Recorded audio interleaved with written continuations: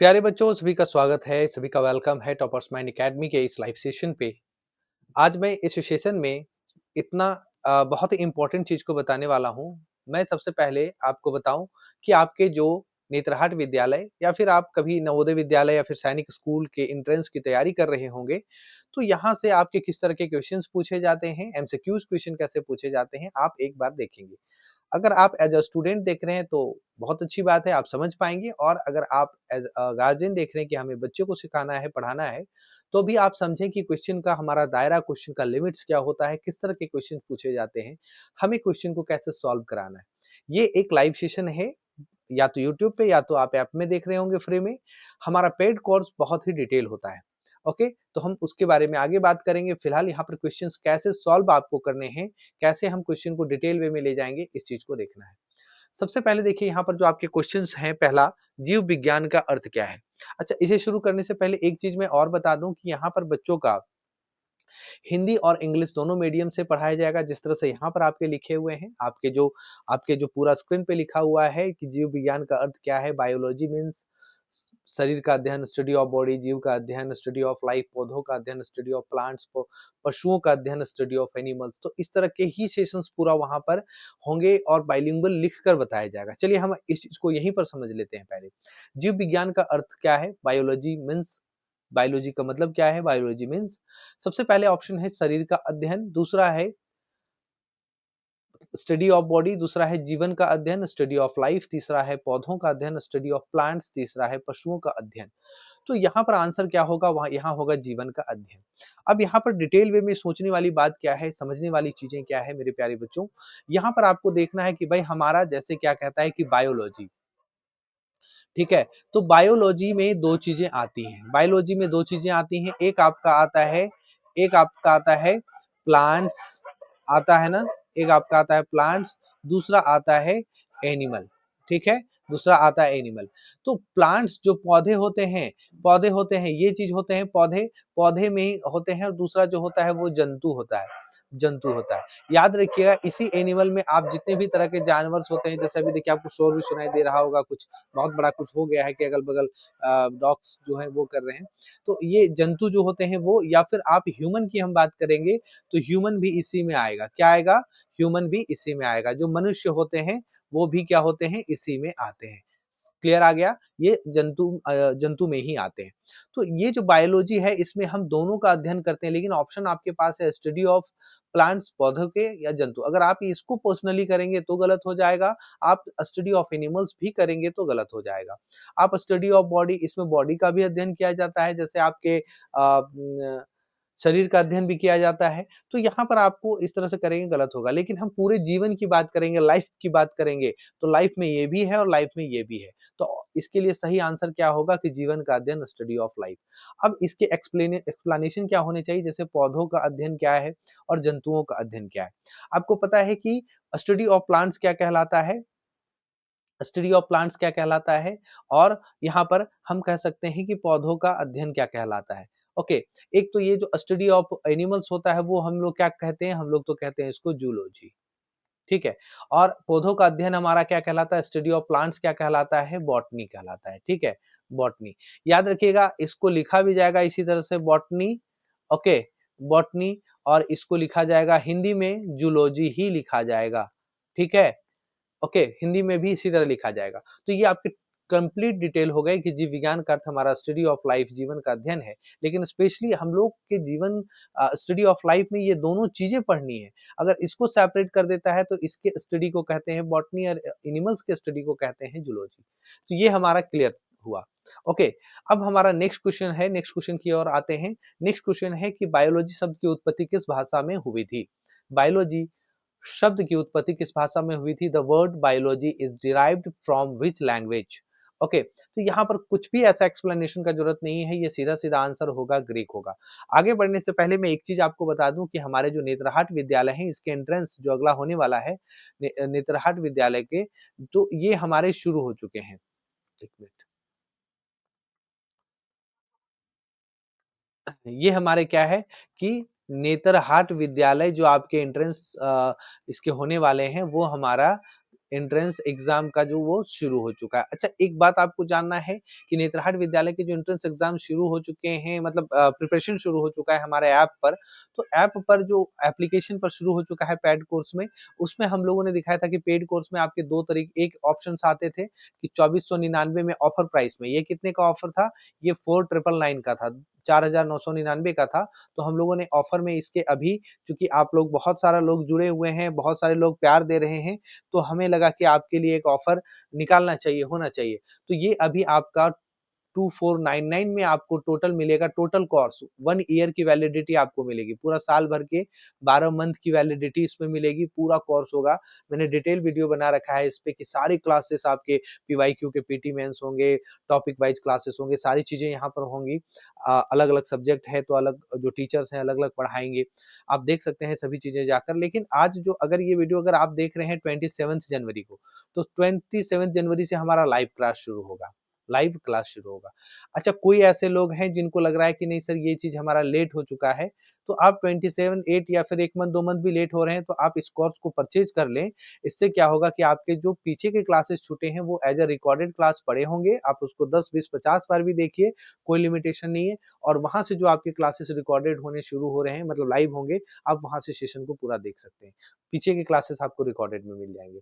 बाकी जो 27 से जुड़ रहे हैं या 28, 29 उनको सारे के सारे लाइव क्लासेस आपको मिलने वाले हैं। एक ऑप्शन हम लोगों ने यहाँ पर क्या ऐड किया है मेरे प्यारे बच्चों, कि जिनको भी 2499 देने में प्रॉब्लम हो रही है वो इंस्टॉलमेंट में जाएँगे। 2 इंस्टॉलमेंट में रखा गया है, फर्स्ट एंड सेकंड। तो पहला इंस्टॉलमेंट है 1499 का, ठीक है? इसके ठीक बाद आपको 90 डेज़ के अंदर 3 महीने के अंदर ही आपको फिर से 1499 के इंस्टॉलमेंट में आपको पे कर देने हैं। आपके ये जो पहली बार आप इंस्टॉलमेंट में करेंगे, वहाँ पर 2 ऑप्शन आता होगा, वन टाइम पेमेंट, तो वन टाइम पेमेंट में आपको 2499 करना है और ईएमआई का ऑप्शन आता होगा, तो उसमें 2 इंस्टॉलमेंट में होगा। यही मैं समझा रहा हूँ कि ईएमआई वाला फर्स्ट इंस्टॉलमेंट में 1499 है, 3 महीने तक की वैलिडिटी ही इसकी रहेगी। अगर आप 3 महीने के अंदर not exceeding 91 90 days, 90 days exceed नहीं करना चाहिए। अगर 91 डेट भी हो गया तो आपका एक्सपायर कर जाएगा। आप कोशिश कीजिए कि आपका जब 3 महीने पूरा होने में 10 दिन, 15 दिन, 20 दिन बाकी रहता है, तो आप इसको सेकंड इंस्टॉलमेंट को पे कर दीजिए। जैसे ही आप सेकंड इंस्टॉलमेंट में आएँगे तो आपका वैलिडिटी, टोटल वैलिडिटी जो जहाँ से आपने फर्स्ट पेमेंट किया था, वहाँ से भी आपकी जो वो 1 ईयर की वैलिडिटी हो जाती है, मतलब 12 मंथ्स की वैलिडिटी आपकी हो जाती है। फिर आपको उसी तरह से क्लास मिलता है जैसा कि 2499 वाले को मिल रहा है। लेकिन यहाँ पर आप सोचेंगे कि एज़ अ ट्यूशन जैसे आप देते हैं कभी ट्यूशन में सर आज नहीं कल दे देंगे, तो वो हिसाब यहाँ पर नहीं होगा, चूँकि ये टेक्निकल चीज़ है। तो ये ऑटोमेटिक एक्सपायर होगा। तो आप 90 डेज़, मतलब 3 महीने का पूरा-पूरा टाइम मिलता है, 3 महीने में कुछ दिन बचा रहेगा तो आप सेकंड इंस्टॉलमेंट में देंगे। अब यहाँ पर कुछ लोगों को होगा कि सर ये दोनों प्लस करके लगभग 3000 के आस-पास आ रहा है। हाँ, बिल्कुल आप इंस्टॉलमेंट में देंगे तो आपको ज़्यादा लगेगा, चूँकि चार्जेस बहुत ज़्यादा लगते हैं, आपके ट्रांज़ैक्शन का ये सब बहुत सारे चार्जेस हैं, तो वो आपको आपको यहाँ सुविधा मिल रहा है तो आपको यहाँ थोड़ा पे करना पड़ेगा। और जो वन टाइम पेमेंट करना चाहते हैं कि भाई हमें एक ही बार में करना है, उनके बस ₹500 बचेंगे।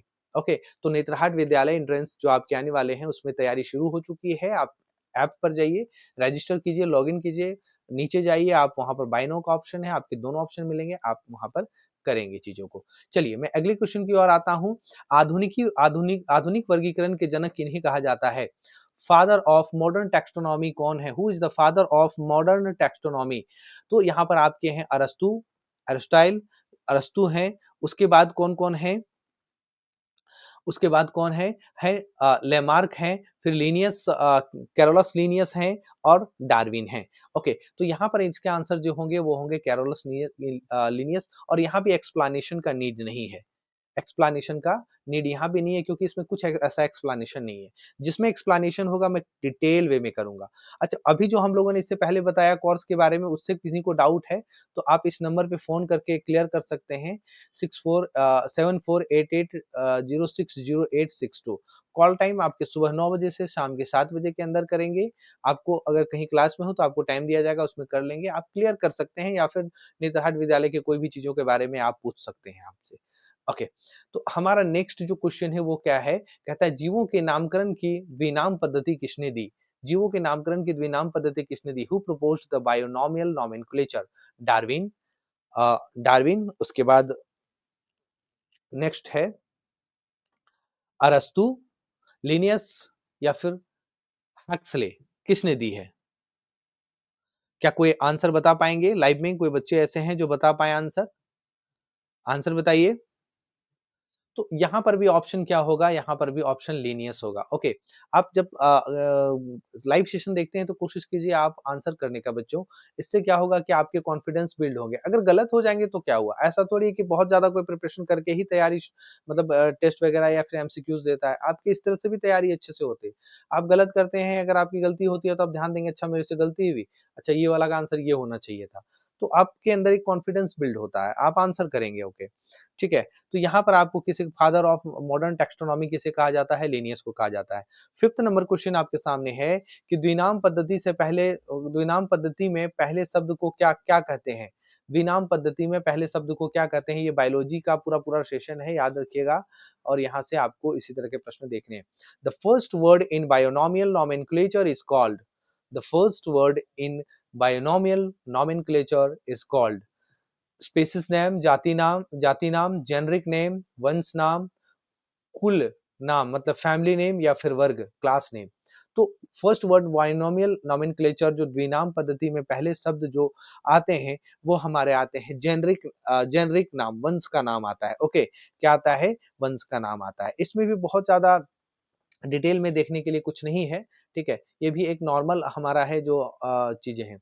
जहां पर डिटेल वे में है मैं बताता चलूंगा। मानव का वैज्ञानिक नाम क्या है? What is the scientific name of human? What is the scientific name of human? यहाँ होमो इरेक्टस, होमोसेपियंस, होमो हैबिलिस और आपके यहाँ पर याद रखिएगा कि इसी तरह से हम आपको लिखा हुआ भी हिंदी में ही मिलेगा।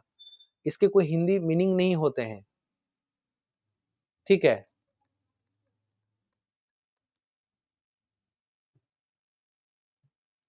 ओके, तो यहाँ पर आपके जो ऑप्शंस होने वाले हैं, यहाँ जो आपसे ऑप्शंस होंगे वो आप सभी को पता है कि यहाँ पे बहुत सारा अटपटा सा ऑप्शन दे देता है। तो मानव का वैज्ञानिक नाम बहुत ईज़ी है। हम कहते हैं ना कि हम लोग क्या थे? तो हम लोग बंदर की प्रजाति थे। उससे पहले बोलते हैं भाई हम लोग क्या थे? तो हम लोग होमो सेपियंस के ही प्रजाति हैं। तो हमारा जो वैज्ञानिक नाम है, ह्यूमन का जो साइंटिफिक नेम है वो होमो सेपियंस है। ओके, तो इस तरह से आपको देखने को मिलते हैं। अगला क्वेश्चन है राज्य वर्गीकरण। क्या कहते हैं? 5 राज्य वर्गीकरण प्रणाली किसे कहते हैं? Who proposed the 5 kingdom classification? ये बायोलॉजी का क्वेश्चन है, बायोलॉजी का क्वेश्चन है। ओके, तो यहाँ पर 5 जो किंगडम क्लासिफिकेशन है, इस चीज को किसने प्रपोज्ड किया था? 5 राज्य वर्गीकरण बायोलॉजी में, जीव विज्ञान में किसने दिया था इस प्रणाली को? इस प्रणाली को किसने दिया था मेरे प्यारे बच्चों? तो इस प्रणाली को दिया था व्हिटेकर ने। ओके, किसने दिया था? तो व्हिटेकर ने दिया था। क्लियर? ठीक है। ओके, अब हमारा क्वेश्चन है,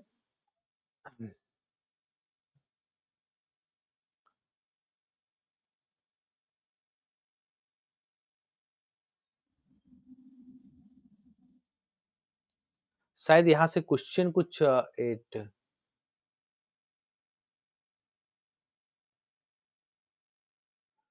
क्या क्वेश्चन में किसी तरह की गड़बड़ी है?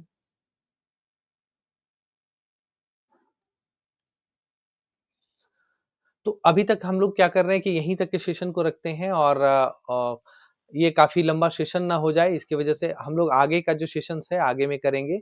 ओके, याद रखिएगा अगर आपके एमसीक्यूज क्वेश्चन है और जिस एमसीक्यूज क्वेश्चन में आपके सेशन में अगर वो एक्सप्लेनेशन का नीड है, जैसे फर्स्ट वाला आपने देखा था कि एक्सप्लेनेशन का नीड था तो वहां पर एक्सप्लेनेशन होगा। जहां पर डायरेक्ट आंसर होंगे वहां पर आपको डायरेक्ट आंसर बताया जाएगा। उस एक्सप्लेनेशन की नीड में आपको है ही नहीं तो वो बताया भी नहीं जाएगा। और ठीक जब हम मेंस का क्लास करेंगे तो मेंस के क्लास में आपको पूरी तरह से जैसे एक क्वेश्चन है, क्वेश्चन का डिटेल क्या है लिख कर बताया जाएगा, समझा कर बताया जाएगा। उससे पहले आपको टॉपिक पढ़ाए जाएंगे। टॉपिक क्या पढ़ाए जाएंगे? तो आपके क्या टॉपिक है, मतलब आपके क्या सिलेबस है। सिलेबस को अच्छे से पढ़ाया जाएगा क्योंकि सिलेबस जब तक आप कंप्लीट नहीं करते हैं आपके पीवाईक्यू भी अच्छे से कंप्लीट नहीं होते हैं। पीवाईक्यू हम कराते इसलिए चलेंगे ताकि आप जब पढ़ें तो उससे पहले आपको पता चले कि किस तरह के प्रश्न, किस तरह के क्वेश्चंस पूछे जाते हैं एग्जाम में, तो आपके सिलेबस में भी उस तरह से पढ़ने में मजा आएगा अंधाधुंध पढ़ने से कोई फ़ायदा नहीं है। आप कुछ भी पढ़ लिए इससे कोई फ़ायदा नहीं है। आप अगर कोई टॉपिक ही उठा रहे हैं नेत्राहाट विद्यालय का तो वो एक लिमिट दायरे में है, एक लिमिटेशन है कि आपका क्वेश्चन कहाँ से पूछा जाएगा। आप कोई भी टॉपिक उठाते हैं, जैसे मैंने फ़ोर्स का मैं बार-बार करता हूँ कि फ़ोर्स जो बल है, मैं बार-बार इस चीज़ का एग्ज़ाम्पल लेता हूँ। तो आपका एक यहाँ से लिमिटेशन है आपको पढ़ना कि किस तरह के क्वेश्चंस पूछे जाएँगे और वो मैं आपको बताऊँगा, वो मैं आपको पढ़ाऊँगा।